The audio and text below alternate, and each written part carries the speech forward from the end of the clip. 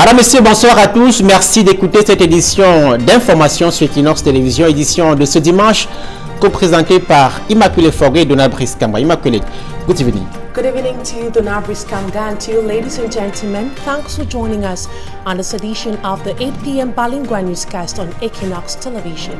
The population of below Fonchan Bamenda Northwest region took to the streets today to protest against the killing of one of them. Jibril Dubila was shot.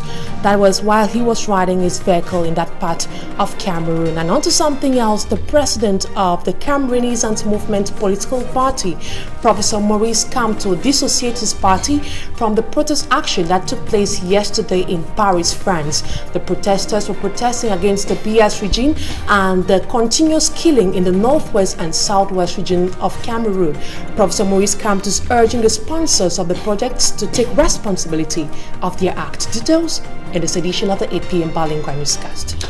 De nouvelles manifestations ce dimanche à Bamenda dans la région du Nord-Ouest. Les populations sont sorties par dizaines pour dénoncer le décès d'un civil dans des conditions non encore élucidées.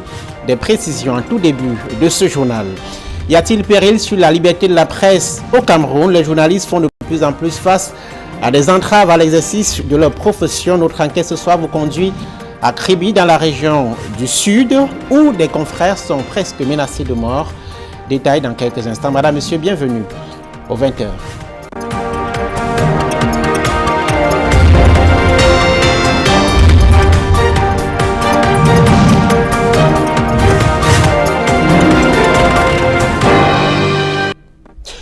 Merci de nous écouter. D'abord, cette montée de colère à Bamenda dans la région du Nord-Ouest, vous allez le voir sur votre écran.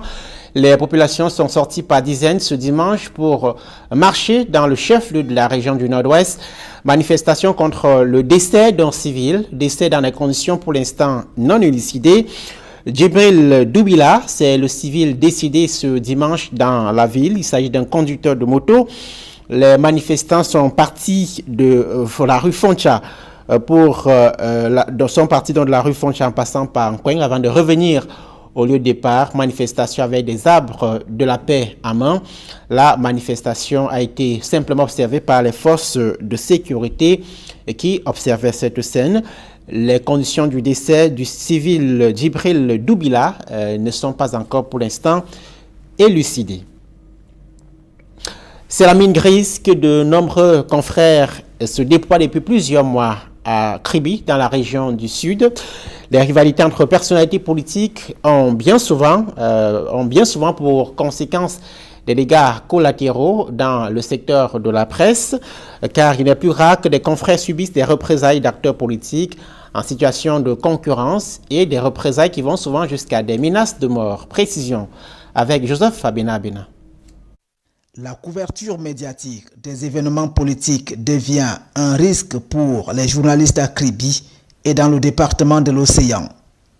Le délégué départemental de la communication et promoteur du journal Kribi Matin essuie depuis plusieurs semaines des agressions téléphoniques suivies des menaces de mort pour avoir publié un compte rendu des activités de la commune de Niété. Les conseils municipaux se tiennent partout dans le pays liés à l'adoption de comptes administratifs. Et puis il faut donc évaluer la première année d'exercice des maires. Moi je suis allé à Niété et j'ai vu un arrondissement en mouvement, un arrondissement qui bouge, qui change, avec les instructions du préfet de l'Océan qui a demandé que la capitale parte des plantations de VECAM pour la capitale à Djap, qui est le chef-lieu de l'arrondissement de Niété. J'ai vu comment ça bouge, comment on construit des logements sociaux, comment Madame le maire est en train d'aménager. C'est de l'inédit, c'est même de l'ineffable.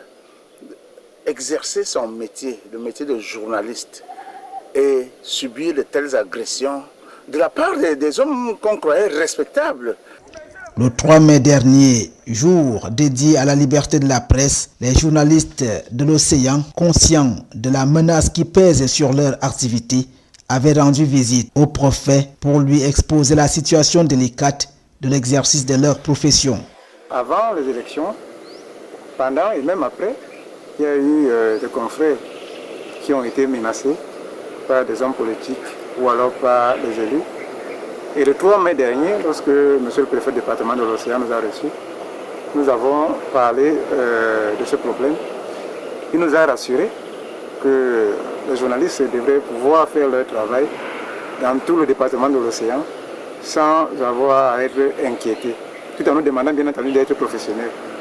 Mais force est de constater qu'au lendemain de cette célébration, on a encore le cas d'un confrère qui vient d'être menacé. Certains journalistes ont dû déposer des requêtes à la préfecture l'année dernière pour dénoncer certaines personnalités qui les menaçaient de mort. Ce climat d'insécurité est formellement condamné par le syndicat national des journalistes du Cameroun. Les menaces de mort, c'est bien autre chose. On ne peut pas menacer un journaliste de mort parce qu'il a fait une publication, même s'il a fait une publication qui profite à certains et déplaît aux autres. Il n'est pas question que le journaliste soit inquiété. Nous sommes très amers contre cela et nous ne voulons pas que cela perdure dans le département de l'Océan. Plusieurs personnalités ayant lu la production du journaliste menacé ne trouvent pas de raison d'être de ces menaces. Ils menacent les journalistes qui ne font que leur travail en rapportant véridiquement ce qui se passe dans un conseil d'administration, dans un conseil municipal. Je pense qu'ils doivent assumer. Ils doivent assumer. Les conseils municipaux, qui devraient être des cadres d'exercice de la démocratie à la base, ternissent plutôt cette image dans le département de l'Océan en ce qu'ils violent gravement la charte de Munich sur les devoirs essentiels du journaliste. L'article 19, autant de la Déclaration universelle des droits de l'homme que du Pacte international relatif aux droits civils et politiques, se trouve ainsi foulé aux pieds, lequel article stipule respectivement que tout individu a droit à la liberté d'opinion et d'expression et que nul ne peut être inquiété pour ses opinions. Ce climat qui est né des guerres internes au sein du RDPC, le parti au pouvoir, rend plutôt le travail du journaliste extrêmement délicat dans le département de l'Océan. Dans de telles conditions d'exercice, les journalistes sont encouragés à s'impliquer dans la promotion des droits de l'homme, une synergie avec la chaîne judiciaire, les autorités administratives ainsi que les forces de maintien de l'ordre est fortement recommandée. Des propositions issues d'une formation à Garoua dans la région du Nord, nous y reviendrons. Plein feu sur les difficultés socio-économiques de Yokadouma dans la région de l'Est. Cet arrondissement, chef-lieu de la région de l'Est, manque cruellement d'eau potable mais aussi d'infrastructures routières que proposent les autorités municipales. Le reportage de notre correspondant sur place, Benjamin Issam. Yokadouma, chef-lieu du département de la Bumba et Ngoko, a mal à son développement. Il y a le problème de route. Vous voyez un peu la ville, on n'arrive pas un peu à rouler avec nos voitures. Et même pas les voitures, même les motos. Les moyens qui entrent, on doit nous arranger les routes et construire de belles maisons. De manière que lorsque un étranger entre ici, sans que c'est la cité de bien-être. Depuis quelque temps pourtant, des signaux sont perceptibles qui redonnent le sourire aux populations de cette partie de la région. Ici, on a un peu à manger, à boire et les maladies. L'hôpital, il y a beaucoup de départs à l'hôpital qui soignent là. Avant, peut-être à Bétoua, avant, peut-être à Yaoundé. Maintenant, on est sur place. Ce qui est bon est que la lumière est 24 sur 24, c'est bon. L'eau, on doit améliorer l'eau.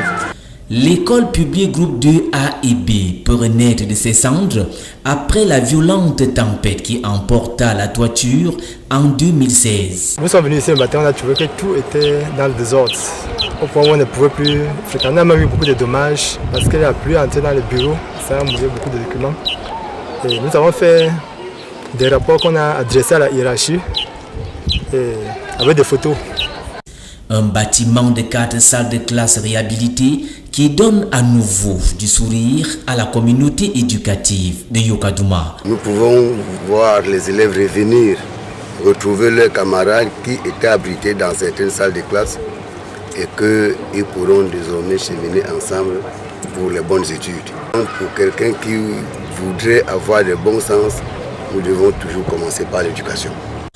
Réunis en conseil ordinaire pour validation du compte administratif et de gestion 2020, Les conseillers municipaux entendent davantage améliorer les conditions de vie des populations. Et nous avons consacré 2 jours pour vérifier avant d'adopter ce compte. On avait le souci de bien vérifier ce que nous voulons adopter comme compte de gestion ou compte administratif. Parmi les recettes sur lesquelles il faudra compter pour booster le développement de Yokadouma, il y a celles issues de la forêt communale. Passer les batailles pour accéder à la commune de Baganté dans la région de l'Ouest, l'exécutif municipal face aux défis socio-économiques de cette localité. Les grandes priorités ont été énoncées lors de la première session du conseil municipal. Les précisions de Jérôme Nassis Sobzé. Nous n'aurons pas cet élément de Baganté. Nous prenons la route de Fokwe dans le département de la Ménois, dans la même région de l'Ouest, où les autorités sont à pied d'œuvre pour adresser les questions d'accès à l'eau potable, mais aussi de lutte contre les changements climatiques. Les précisions de Leclerc Sakem.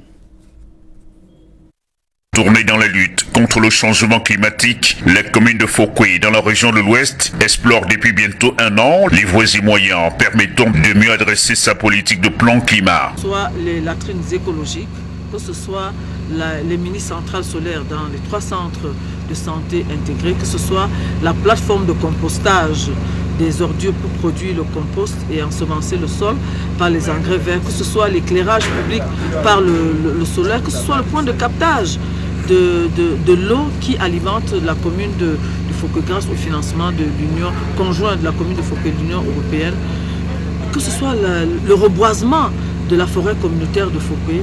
L'ambassadeur est passé par tout ce point. Cette préoccupation fait partie d'une multitude de questions de développement recensées dans cette collectivité territoriale qui, comme de nombreuses, fait face à une conjoncture qui perdure, ne facilitant pas la mise en œuvre de ces projets. J'ai parlé de ces projets, de quelques-uns les plus importants, l'eau, l'assainissement, le reboisement, parce que nous sommes dans une zone de montage avec des glissements de terrain, les latrines écologiques dans les écoles avec extension dans les ménages, des compostières. Avec le concours de ses partenaires, dont la France, le maire et son équipe se battent à sortir la tête de l'eau. L'ambassadeur de France au Cameroun, en visite dans cette commune, a salué les efforts consentis par cette collectivité territoriale en faveur de la protection de l'environnement. Des expériences très intéressantes, très utiles. J'ai également vu comment les cultures s'amélioraient en réutilisant des déchets, en faisant du compost, comment les écoles participaient également à cet effort. Et c'est pour ça que j'ai voulu très concrètement me rendre sur place, sachant que ces efforts sont dus à Madame la maire, à tous ceux qui l'entourent, mais également à une contribution, une collaboration de différentes instances françaises, des syndicats de communes, l'Association internationale des maires francophones. Et je repars d'ici impressionné par le dynamisme, par la motivation et puis surtout par une vision à long terme de ce qu'est le développement de cette très belle région et des ressources qui sont les siennes. Le maire a saisi la balle au bond pour égrener quelques chapelets de doléances, parmi lesquels l'appui pour la mise en place d'une agence d'eau et de l'assainissement afin de pérenniser les ouvrages déjà réalisés, l'extension du réseau d'eau, le reboisement de la forêt communautaire. Et voilà qui met un terme à cette première partie du 20h. La deuxième partie est en langue anglaise avec vous, Immaculée Fagwe.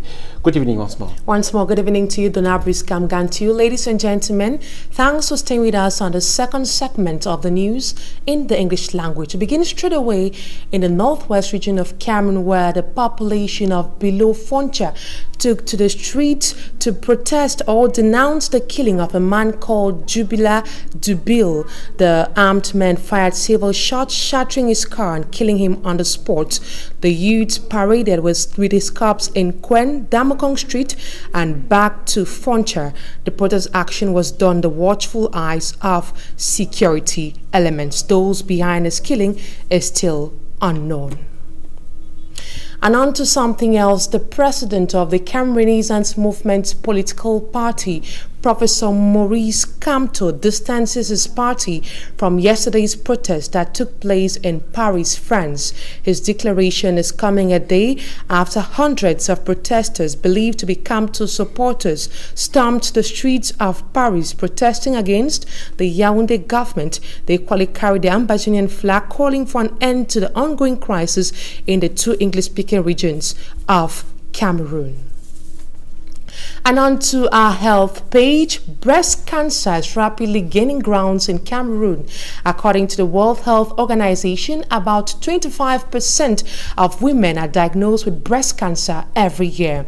It is for this reason that a workshop was organized in Douala to sensitize women on the importance of carrying out regular diagnosis. Details in this report compiled by Glory Mala.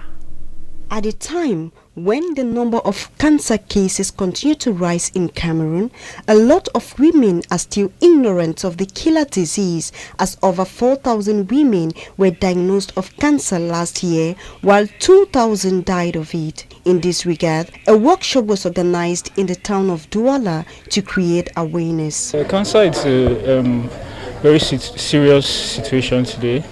It's one of the major killers of both men and women. Breast cancer specifically is the major killer of women of middle age. In Cameroon, breast cancer is the #1 killer. Most women are not aware of their breasts. They don't know the normal consistency, normal texture of their breast and what to do if they find any abnormality. Miss Northwest, Mariam Favor Anyo von Ashu, one of the main organizers, advised women as she lost a relative to this killer disease. Because it's personal to me, losing 3 of my aunties to this disease, and those were people I loved dearly. And I was still just a child, 7 years old, and I saw them agonizing in pain due to this disease. So I'm doing this not only for me, but for all women, the girl child, and even men suffering from this disease. Let they all see a ray of hope in my eyes, and let them know they are not on this journey alone.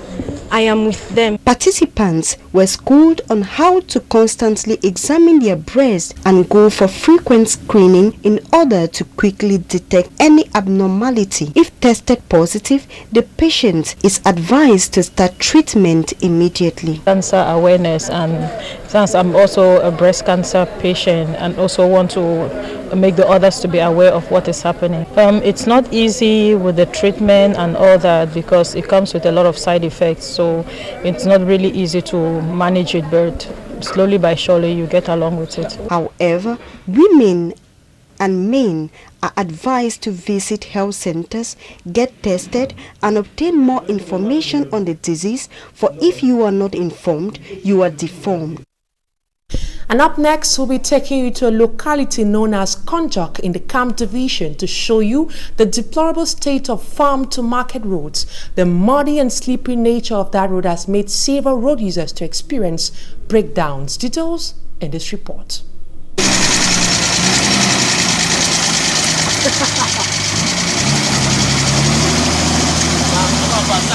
Navigating the Konjok stretch of road, a locality not far from Yabasi in the Camp Division littoral region, entails a lot of courage. The coming of the rains has further worsened the poor state of the road. Numerous breakdowns have now become the order of the day due to the muddy and slippery nature of the road. Residents decry the bad state of their roads.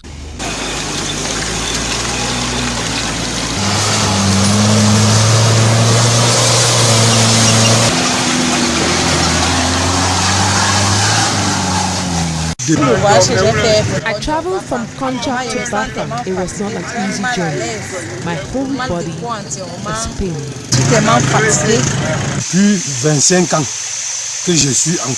For the past 25 years that I have been living in Konjok, the road has never been passed.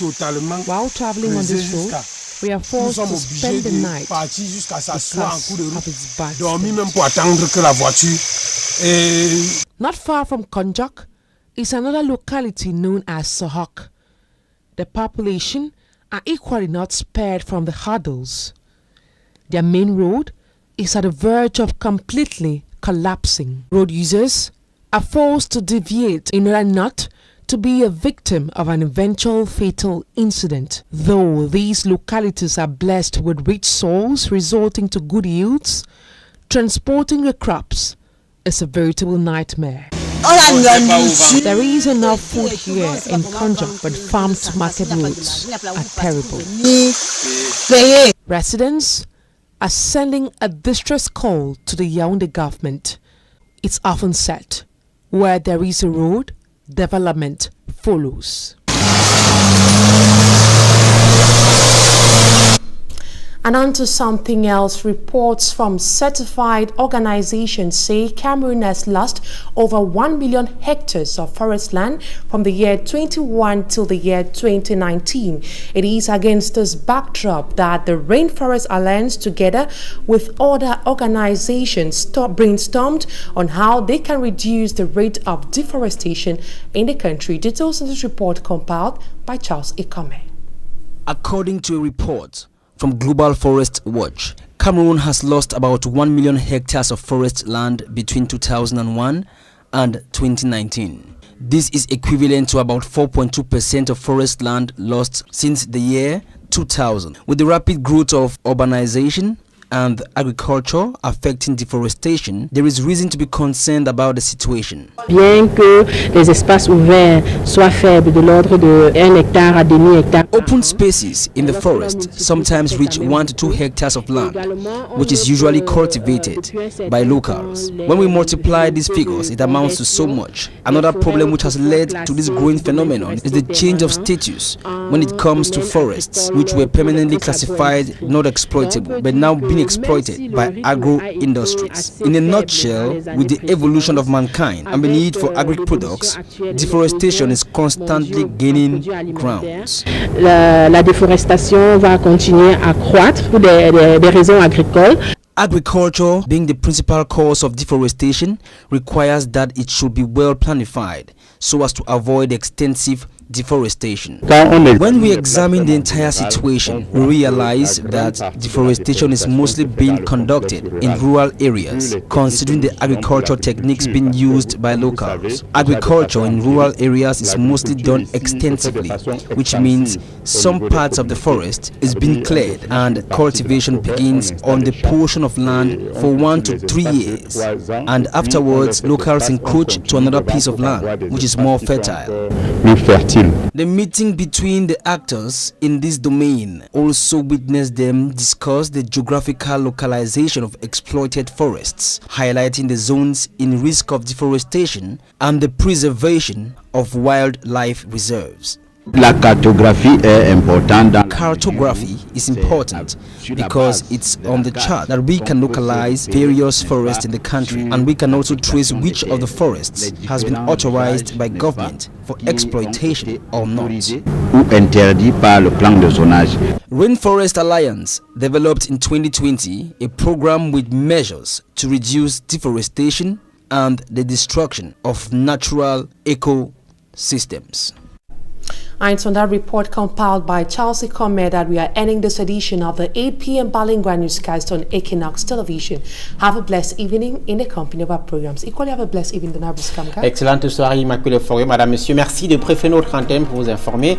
Nos programmes se poursuivent. Excellente fin de semaine à tous.